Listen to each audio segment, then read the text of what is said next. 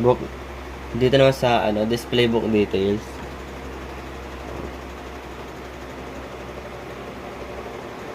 Yung displays the value stored in my book.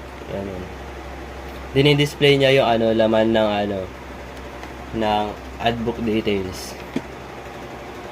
Ayan. So papakita ko sa inyo kung ano yan. Ito yung result niya. Ayan. First is add book details. Wait lang.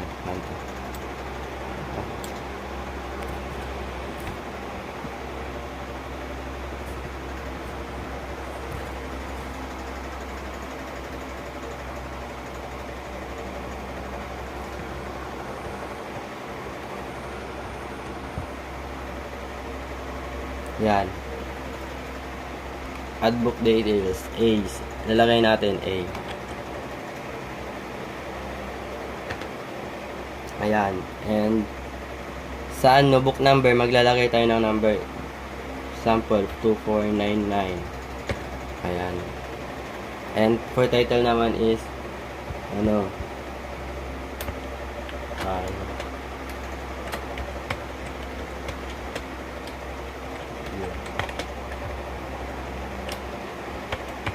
since I love you since ayan. And author naman is Nia.